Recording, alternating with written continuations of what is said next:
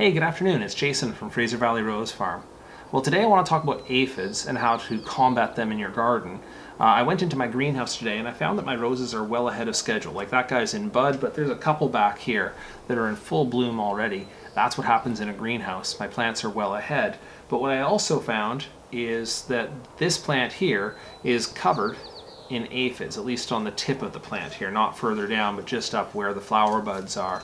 And that's something that happens in my greenhouse early on in the season. I usually get a couple of quick outbreaks of aphids, and then they're brought under control by natural enemies. I get the question from my customers about how to deal with this, and the punchline of this video is I don't think it's very effective to use chemical pesticides on aphids, either on ornamentals or probably even on vegetables as well. So let me go through it quickly here to talk about the nature of aphids and how to fight them in your garden. So first of all, aphids are a soft-bodied insect, and they usually suck juices from plants, just the same way that mosquitoes suck juices from you, except that when an aphid does it, they stay there because the plant isn't going to swat them off. So there's two generations of aphids.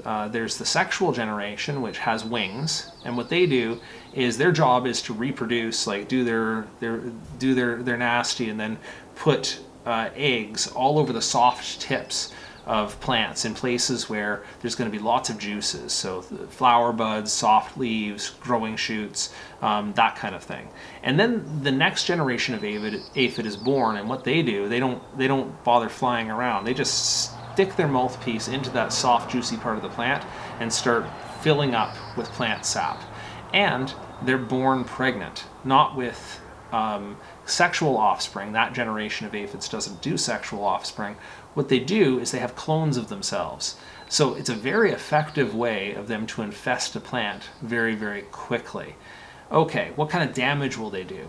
Well, as I say, in my case, it's usually a small amount of cosmetic damage. It's transient, but how serious can it be? Well, if it isn't brought under control pretty quickly, what they'll do is they'll leave behind a lot of droppings. So they suck the juices. There's something called honeydew that comes out the other end.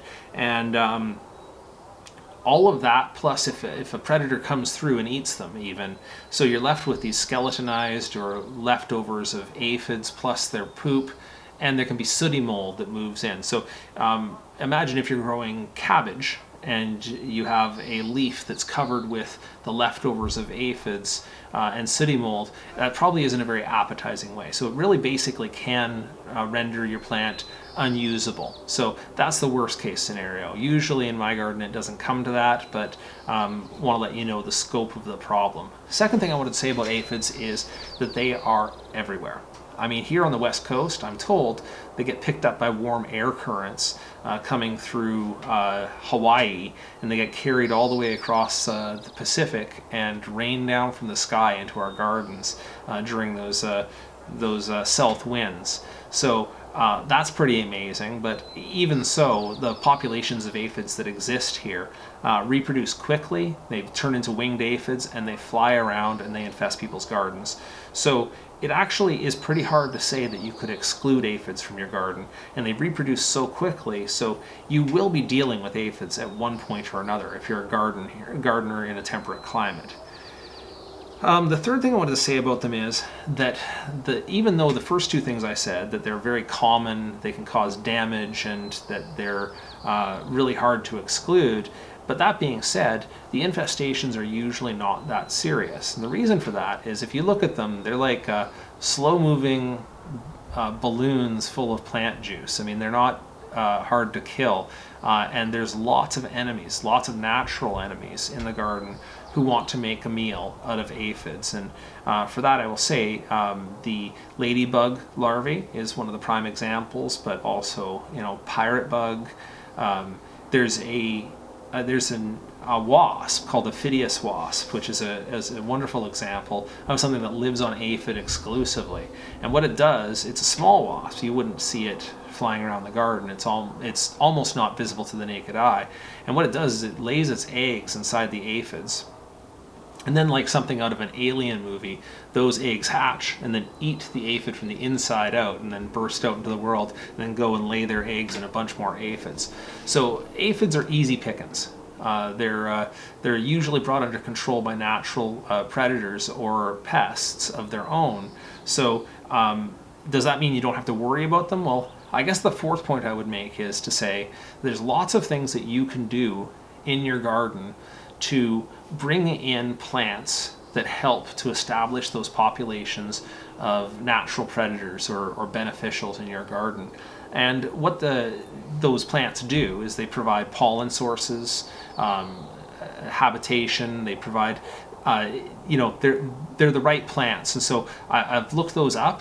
I've planted a bunch in my garden, but the trick to this is to plant a bunch of diversity, so that you have things that are blooming all the way through from the earliest part of the season all the way through to the later parts of the season, and are the kinds of plants that these beneficials like.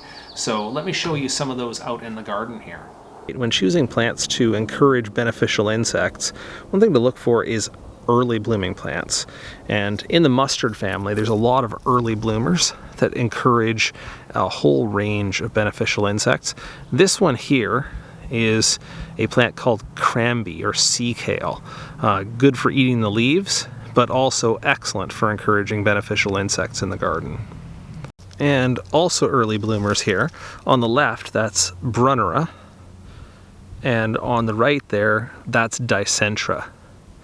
Small flowers like those are fantastic for encouraging, they provide pollen for those little Aphidious wasps and early beneficials that love to chow down on aphids as they get established. And these ones are still in pots in my greenhouse here, but this is a poached eggplant, Limnanthes douglasii, which is particularly beloved of hoverflies, which also are prolific predators of aphids in the garden. All right, out here in my perennial garden beds, and don't mind the weeds, but that's a Strantia there that the beneficials will love. This one here is Sweet Sicily, which anything in the carrot family, those little tiny white flowers, the tiny flowers of the carrot family. Further over here, I've got Salvia coming up. I've got Agastache coming up. All of those will benefit. I guess the punchline here is to have a wide variety of perennials and flowering plants, aside from just one or two types. You want to try to increase your diversity to improve the habitat for all those beneficials. Okay, I just showed you a handful of plants that I've put in my garden that I think will help to fight aphids throughout the season. But there's a whole list. I mean, you could look at Alyssum, Lobelia, fennel. I mean, there's just a ton of them. So I'll put a list below the video here to show you which plants I really recommend to fight aphids in your garden. One thing I would say is that I really recommend this natural approach to fighting aphids because aphids are fast reproducing, and that's something I covered at the front end of the video here. So if what you do is you tackle them with chemical pesticides, that's going to target things other than the aphids. So if you went into the greenhouse and you just did a general spray of an insecticide, you're going to wipe out the aphids, sure, but then you're going to wipe out all the beneficials as well. And then what you do is you're basically resetting the clock. The fastest reproducing thing, once the residual on that pesticide comes off, the fastest reproducing thing is going to be the aphids, and it's going to start that infestation over again. Whereas what I find in my garden, and this is by experience, both in my greenhouse and my garden, is that I usually get a couple of aphid infestations early in the season, but then they're brought under control relatively quickly by their natural predators, and then I don't have to deal with aphids much throughout the rest of the season. You may see one or two here and there, but it brings everything back into balance. So once they're in balance with their predators, aphids aren't a big problem in your garden, and so by throwing in pesticides there, you upset that natural balance, and then you're basically going to be fighting aphids with those chemicals all the time. All right, if you have any questions on this, comments, concerns, please leave those below the video, and thank you so much for watching today.